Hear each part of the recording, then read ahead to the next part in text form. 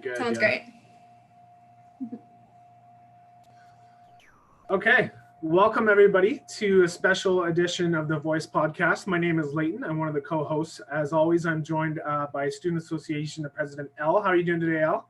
I'm doing really great, Leighton. Thanks for having me. Good. Thanks so much for joining us, Reed. It's nice to have you back on, man. He was one of our former hosts, and he's joining us now for the first time in a month. Welcome, Reed. Thanks for having me back, guys. Good. And our guest of honor today, Mr. Chris Kneeland, all the way from Calgary, Alberta. Chris is the CEO of Cult Collective and the Chief Operating Officer of Communal. Chris, thanks so much for joining us today. Really appreciate you making yourself available, and welcome to the Voice Podcast. Yeah, it's my pleasure. I'm flattered that I could draw Reed back out of retirement here. Another show. That's awesome. So Chris, let's get into it. I was wondering if you could start by telling us a little bit about your background and how you came to find yourself in Calgary and found two companies there. Yeah, I'm a kind of classically trained marketing professional. I have both undergraduate and graduate degrees in marketing and marketing communications. I was initially client side and kind of sold my soul and joined an agency in 2005 out of Dallas, Texas. And, this agency was a part of the Omnicom holding group. There are 4 holding companies that represent well over 70% of all the advertising that takes place. And I'm sure there are some advantages to those. I have a hard time thinking of any off the top of my head. I did not enjoy being part of a big holding company. I liked the independent agency model much more, as well as my previous career was kind of having me on a path that would relocate to Manhattan. And that probably sounds exciting for a lot of 20-somethings. I was 30-something with 3 young kids and no interest in trying to raise a family in Manhattan. So I just started looking for other opportunities, and something popped up in Calgary, Alberta. And I didn't know, I remembered that Alberta had hosted the Olympics. I knew that, and I knew it was in the mountains. And I had gone to school in Salt Lake and kind of fell in love with living in the Rocky Mountains. And with those 2 things, I came out here and did a job interview. I actually interviewed on Valentine's Day, 2010. I remember that because my wife was pissed. And but Calgary was Chinooking, which for those of you who don't know, a Chinook is an unseasonably warm front that blows through, sort of like the Santa Ana winds in California. And it warms everything up for a few days. And so I'm walking around in like 6 Celsius saying, what are all these people complaining about? Like, Calgary is not even that cold. I didn't realize I was being bamboozled and that it actually needs to be 30 below. But I had never heard of a Chinook, and the agency principal did not take the time to explain it to me. So I moved up here in May and there was snow on the ground. And I was thinking, what the hell is this all about? It was February. It was colder in May than in February. Welcome to Canada. Yeah. Yeah. But so I've been in Canada since 2010. Kind of that the previous agency owner exited, stage left, and we started a journey that resulted in both Cult and Communal since then. Yeah, interesting. Thank you for sharing that with us. My next question for you is, can you explain to us and our viewers what Cult and Communal are, how they differentiate, and maybe what you do on a daily basis in your operating of those 2 businesses? So Cult is a marketing advisory firm. So we get paid mostly to do consulting work with brands that are eager to find ways to improve how they engage with customers, prospects, or staff. We created Cult because we thought there was 2 things that were there was an abundance of. There was an abundance of ad agencies which really focus on communications, media, storytelling, creative, or there was business consultants which really focused on helping businesses become more successful, but they really were very finance or supply chain or operations centric. So we didn't see as many marketing consultants that understood the creative and the communications, but didn't just want to be in the business of making, pretty pictures. We wanted to actually have a seat at the big kid table where we're defining business strategy, but through the lens of the people who matter most, which are customers, prospects, and staff, not factories and product materials and cost of goods sold. So that's what Cult has been doing for the past 8 years, is providing those types of advisory services. Because it felt reckless to give a client a big idea that they had no idea how to implement, and their agencies were incapable to do. We said, well, we should really help them figure out how to get this done. So we started aggregating the best implementers that we could find. And that became dozens, and then it became hundreds, and then it became thousands of, the metaphor we used was, if you're a home builder, you want to find a really great granite countertop guy, you want to find a really good cabinet maker, you want to find a really good electrician, you want to find a good tile person. So you just start building all these sub-trades around your home building business.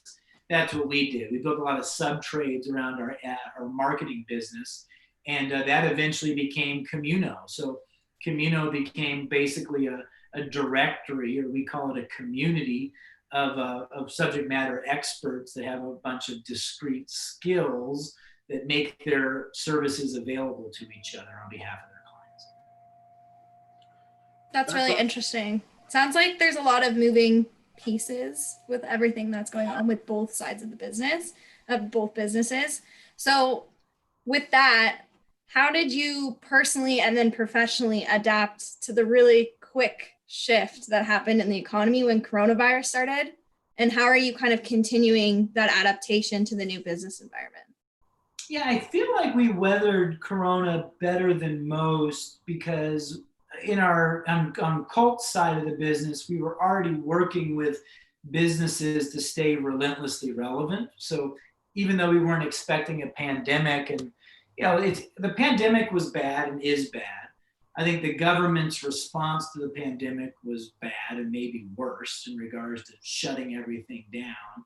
And then you've got the recession now as a result. So even if the health things get better, we're dealing with the hangover of the recession. And here in Western Canada, we also have the demise of oil. I mean, oil went down to below $0 a barrel from $100 a barrel just a few years ago. So I think we've always been trying to figure out, how do you nimbly adapt to change.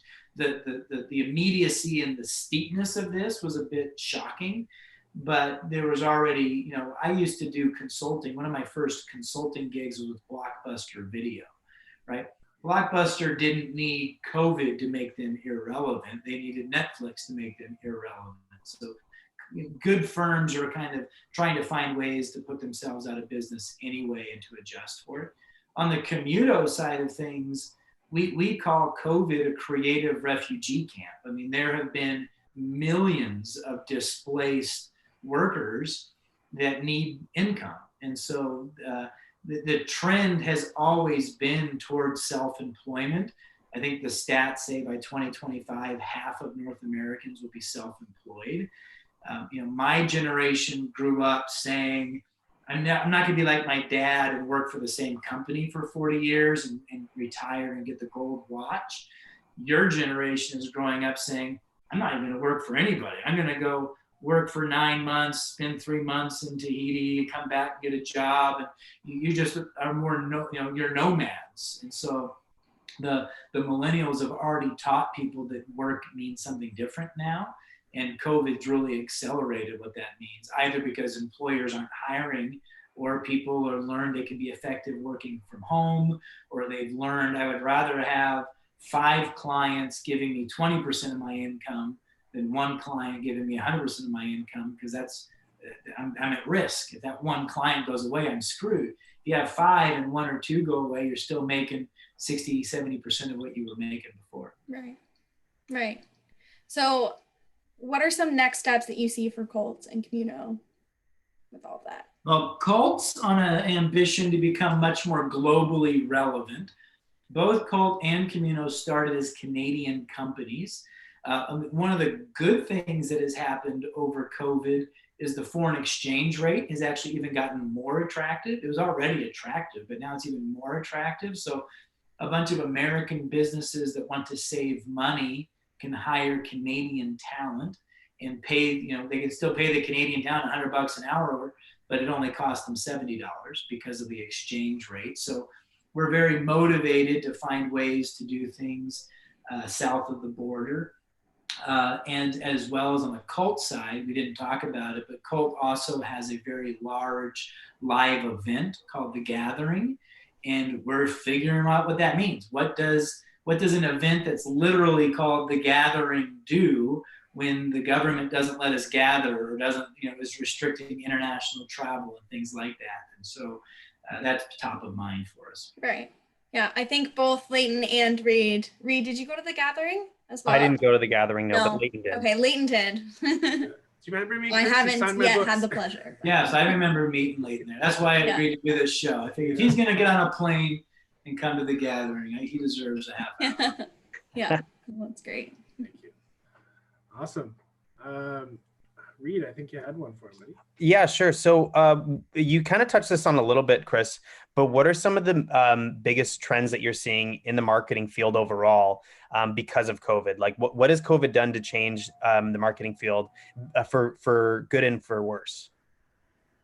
Well, for more on the good side, it's, I think, caused marketers to become more data driven. There used to be a lot of people that didn't think they needed customer research. They just thought, well, I've been in this business for 30 years. I know the customer. I trust my instincts. Well, I don't know that you can trust anything right now. I don't know that we haven't experienced something so catastrophic to change our values, our beliefs, our relationships, our community.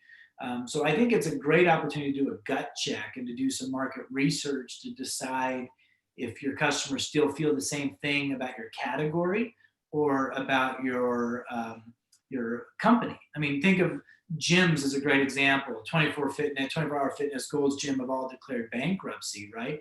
And is that because they were financially mismanaged? A little bit. But is it also because people are now thinking very differently about who they want to be sweating next to and breathing heavily next to? Really, any business that requires or allowed people to be sitting shoulder to shoulder, airplanes, Disneyland, colleges, are all having to reimagine what is their relevance. And, listen, it's not like we have to get through COVID. Everybody's thinking about, well, this is like a once in 100-year event. We had the Spanish flu in 1918, and now we have COVID in 2020. There's going to be bio threats accelerating and just given the globalization of our economy. And frankly, some of it is natural, like swine flu, and some of it's terrorists. Like, people have just learned a really great way to attack the most, powerful countries on earth, is introducing, you could get a bunch of people laced up. So I'm not trying to be a conspiracy theorist or a fear monger, but I don't think that we should say, I can't wait till COVID's over so we can get back to what we used to do. I think we will permanently change a few aspects, the same way that, one terrorist putting a bomb in his shoe has made us take off our shoes at airports for the next 18 years. We'll think differently about how we mingle going forward. What's the biggest trend that you think we're going to adapt to? The biggest change in marketing that we're going to have to change and completely never go back to? I don't know about never, but I do think events, the ways that we will consume our information, receive our professional development. We are planning on the gathering again, but I don't know that we're going to plan that the gathering is going to represent 100% of what the gathering does. The gathering was a 3-day event largely. Now we're looking at how do you podcast it? How do you do digital stuff before or after? How do you do more remote things with smaller groups of people as opposed to one big thing with 1,000 people? Or not opposed to, in addition to. So I think we're just getting a much more, the best thing that I'd heard was, you figure e-commerce for the past 10 years has grown at 1% per year. And it's grown 12% in the past 4 months. Wow. So we basically lived a decade in 4 months of acceleration. So I think we're going to apply that same sort of acceleration to Both things like gathering. The other big one is I think marketing is going to play a much bigger role on internal engagement. It's something that Cult's been doing for the past 8 years, but the adage that all brands are built from the inside out is true, but most marketing students are graduating thinking about ways to communicate to external audiences. So I think we're going to see a collision of HR skills and marketing skills that go into what's it like to work here. Because if you have to have now create a culture that isn't dependent on everybody coming to work together every day, you need creative ideas, you need digital tools, you need copywriting, you need communications that allow that to work. So I think there's going to be a bigger field for marketers that aren't buying advertising. They're working on internal newsletters, they're working on internal audio solutions that allow people to mingle. Right. So what are some bad habits that you see in marketers today in your field? 2 horrible habits. I've dedicated my career to ranting against this. We're addicted to mass media. So despite every indicator that would show that things like whether it's a Super Bowl ad or a Facebook campaign is not as effective as people like to think that they are, but they spend way too much money buying impressions. So we spend over $200 billion in North America alone each year on paid media, which is obnoxious. Think about what you could do with $200 billion if you got off that billboard or got out of that magazine or got out of the newspaper. And then the second one is I say that we're raising a whole generation of markdowners, not marketers. Marketing has become a class or a craft of discounting. How do I issue deals? How do I issue coupons? How do I do buy one, get one free or limited time offers? That's what consumes the majority of the advertising that takes place today. And I subscribe to the idea that if you're doing that, it's because you failed to properly market yourself. Lululemon doesn't do television commercials and rarely goes on sale because Lululemon decided to become a really great marketer, make a great product, create a great retail experience, vertically integrate, create a community of followers, foster their fan base. That's marketing. Somebody else is going to say, let's buy a pant half the price, shout it from the rooftops on paid media, and discount it at 40% off. That's not marketing. That's just cheating, trying to create something that's as awesome as Lulu is. Right. So what are some big moments in your career that sort of helped change your perspective of how you became a CEO? It obviously takes many steps and many journeys to get to where you are. But what are some maybe lessons or just experience that you had that were able to shape you into the entrepreneur that you are today? Well, I'm going to ask a clarifying question. What shaped me to form my opinions as a marketer? What shaped me to become an entrepreneur, or what has made me want to be a CEO? What was the question? Let's go with what made you want to be a CEO and how you're able to get there. I certainly didn't ever aspire to be I don't love being the CEO. I'm the CEO by default, I think. I'm only the CEO because I haven't found a boss that I want to work for yet. I have had bosses in the past that I adored, and I was perfectly comfortable being their number 2. I actually think being the number 2 to a CEO is a pretty great job because there's a lot of crap that a CEO has to deal with that I don't enjoy dealing with. But I've gotten a bit obstinate and stubborn and picky in my old age here. And so because I haven't found somebody doing something that I am inspired by, I decided I have to inspire myself. Therefore, I'll create my own company to do it. There are probably other people that have to be the boss. That's not me. I will likely hire a CEO at some point in the future because, like I said, there's things around HR and operations and finance that are my least favorite parts of my job. But I do like the fact that I can focus on what I want to focus on and spend my time doing what I want to do. So certainly being the boss has its privileges. The best part about being the CEO is nobody's ever going to surprise me with a pink slip saying I'm fired. Like, I might fire myself one day because I can't stand working for myself. But one of the things that I think I have a friend he's had 5 jobs in 8 years. He's very good at what he does.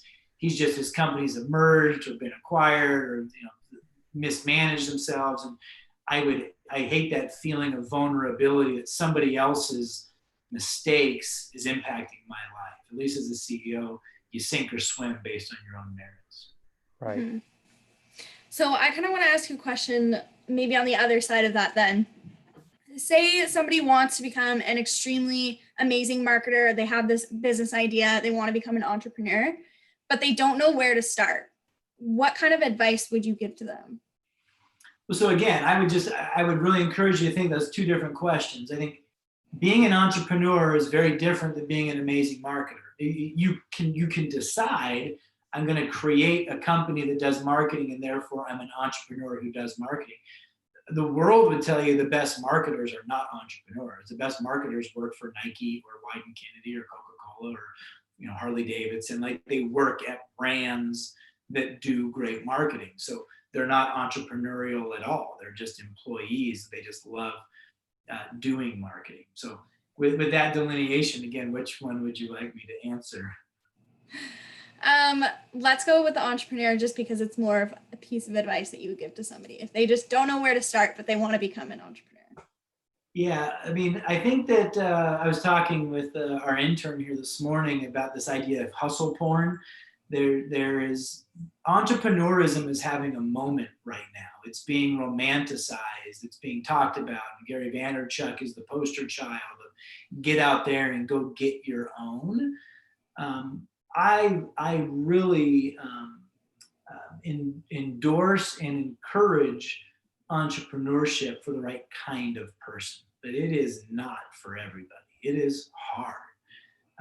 And so I worry that people only, it's like my son that wants to be a doctor because he's watched 12 episodes of Grey's Anatomy. It's like what you're seeing on TV is not what, or I don't know if you guys know many lawyers. I know a lot of lawyers who never encourage people to become a lawyer because it's crap. I mean, you're spending 12 hours a day reading contract law. It's like you can't handle the truth kind of moments from Hollywood. It's like it's a sucky job for a lot of time. It's lucrative, but I would never do anything just because it makes a lot of money. Life's way too short to not have a job that you love. So become an entrepreneur if you're convinced that there is nobody out there doing what you believe needs to get done.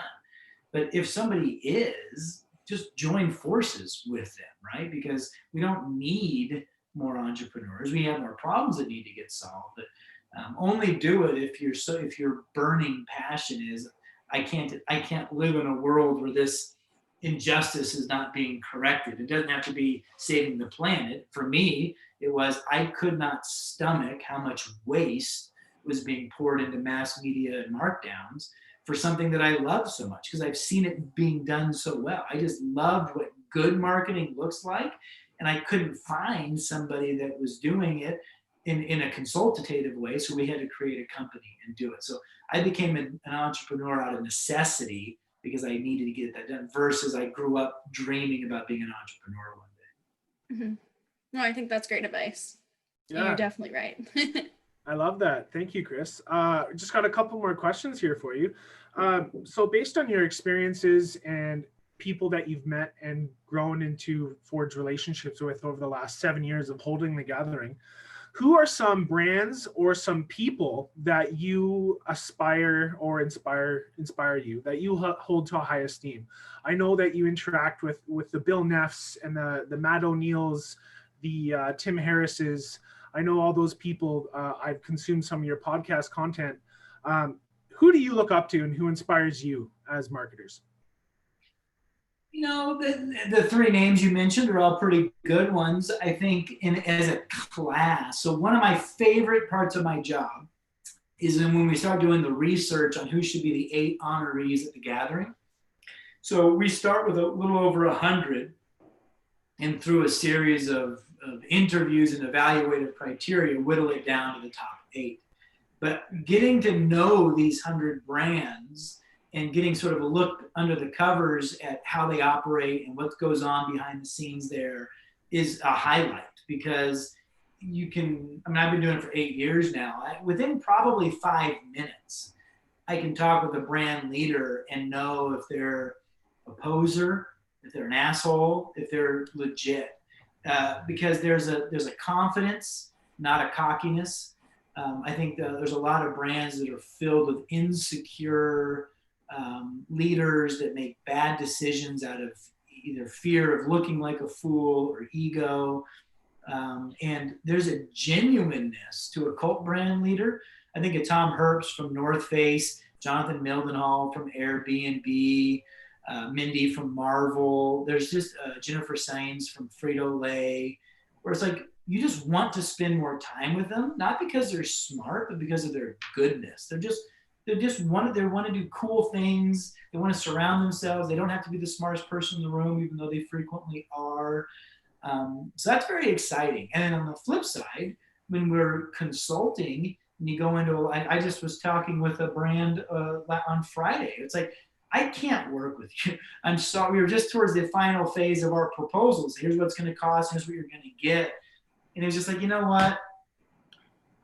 We have to break up. I can just tell right now that you're going to end up hating me 30 days from now, because I'm going to ask you to do things that you have no interest in doing. And you see it in life. You see people that are selling quick weight loss pills or, quick solutions. And there are no quick solutions. If you want to lose weight, eat less donuts and go to the gym more often. And that means you're going to have to wake up early and sweat, right? And I'm sorry that it's not easier, but I'm not going to sell you the snake oil pill that claims to burn 40 pounds off your waistline. And some people don't want to do the work that's required to be awesome.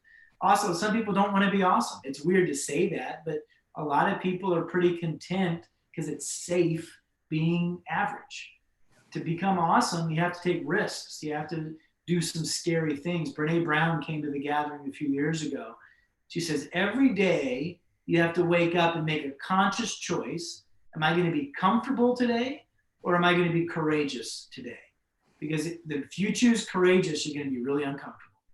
And if you choose comfortable, you're not going to do anything particularly noteworthy.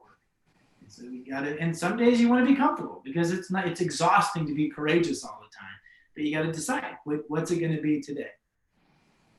Yeah, that's awesome. Thank you for that insight. I definitely share a lot of those similar feelings with you on the waking up part and making it a mental choice. Our last question for you here, Chris. Coming out of this pandemic, the job market is very uncertain for a lot of our graduates and students here, not only at St. Lawrence College, but everywhere across the world right now in North America. I was wondering if maybe you could share with us some things that you look for in graduates or interns that set them apart, and what skills that you wish more graduates had coming out of college. The number one thing I would look for in a graduate is less to do with a skill and it's more to do with an opinion.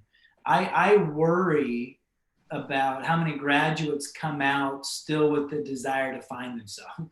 Your 4 years of college should be your time to find yourself. You can reinvent yourself every 5 or 10 years, but like the number of graduates who do landscaping or serve bar on the nights and weekends, that's wasted time.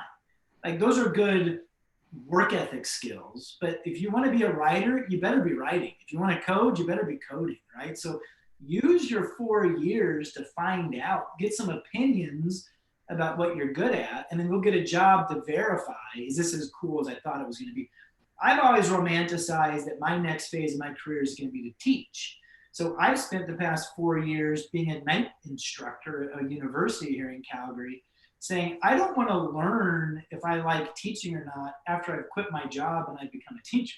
I want to learn now if that's going to be something that's going to be, or I need to change my plans, right? So use college to really decide. I just talked to way too many graduates that are indifferent about, well, I could do event marketing or PR, or maybe do some social media management, or it's like, very few companies need a 24-year-old that dabbles in 15 things versus I have mastered Facebook ads, or I have mastered Google keywords, or I have mastered as good as a 24-year-old or 22-year-old could master. But this is my passion. I want to be in the business of personal branding. I want to work in fashion. I want to do automotive. Like, you got to pick something. And then if you hate automotive 3 years later, get out of it. But, you know, I became a CEO at 35, not because I'm smart, but because I didn't dick around. I knew coming out of school that I loved retail and that I loved big branding. So I went and got a job with John Deere, which got me a job at Home Depot, which got me a job at Best Buy, which got me a job at an agency that worked with retailers. Like, every job I got because of the job I had before it. And the job I got out of school was because of the graduate program that I chose to go to that specialized in e-commerce marketing in 1999, when nobody knew what e-commerce was, right? So I think that you whatever your skill is secondary to what your passion is. And I just see way too many young people that aren't particularly passionate about a thing, and then they expect people to pay them a lot of money for it. It's like, no, I'm going to pay you a lot of money for expertise. So demonstrate to me how you're better than somebody else, and that's how you earn your paycheck. I love that. Thank you, Chris, so much for your insight. Appreciate your time. Thank you so much for connecting with us all the way from Calgary today. Maybe we'll have you back on again soon, but thank you from all of us here at the Voice Podcast for your time and your expertise. It was great talking with you today. And we wish you best of luck in the future. Thanks for joining us. Thank you, guys. Appreciate Thanks so much, Chris. Thank you, Chris. I know it'll mean a lot to most of our students as well, just hearing from you and everything that you've provided, all the insight. St. Lawrence has been a long part of our history for a long time. We had an office in Kingston, and some of our best employees have come through your program. So they're putting out a great product. Awesome. That's great to hear. Happy to hear that as well, as a student recent grad of St. Lawrence. So glad to hear you say that. Thanks, Chris. Right. Yeah. Awesome. Okay. Thanks, Chris. We'll let you go. Appreciate your time. Have a good day. Take it. Thanks. Okay, awesome. Awesome. Well, thanks, guys, for tuning in. That concludes our interview. And